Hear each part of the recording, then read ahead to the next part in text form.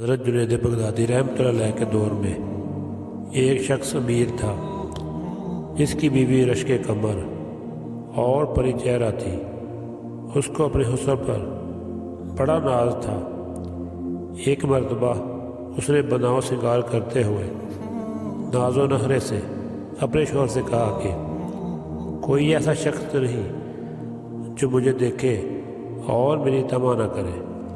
خاوند نے کہا کہ مجھے امید ہے کہ حضرت جنید بغدادی رحمۃ اللہ علیہ کو تیری پرواہ نہ ہوگی۔ بیوی نے کہا کہ مجھے اجازت دو تو میں جنید بغدادی رحمۃ اللہ علیہ کو آزما لیتی ہوں۔ یہ کون سا مشکل کام ہے، یہی گھوڑا اور یہی گھوڑے کا میدان۔ دیکھ لیتی ہوں کہ جنید بغدادی کتنے پانی میں ہے۔ خاوند نے اجازت دے دی۔ وہ عورت بڑی بن سنور کے حضرت جنید بغدادی رحمۃ اللہ علیہ کے پاس آئی اور مسئلہ پوچھنے کے بہانے چہرے سے نقاب کھول دیا۔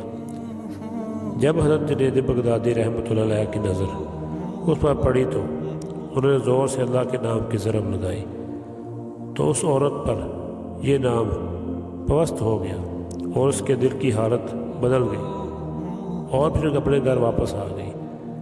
اس نے سب ناز نخرے چھوڑ دیے۔ زندگی کی صبح شام ہی بدل گئی۔ سارا دن قرآن مجید کی تلاوت کرتی اور ساری رات مصلے پڑھ کر رہتی۔ خشیت الہی اور محبت الہی کی وجہ سے آنسو کی لڑی اس کے سروں پر بہتی رہتی۔ اس عورت کا شوہر کہتا کہ میں نے حضرت جنید بغدادی رحمۃ اللہ علیہ کا کیا بگاڑا تھا کہ اس نے میری بیوی کو رہبہ بنا دیا اور میرے کام کرنا چھوڑا۔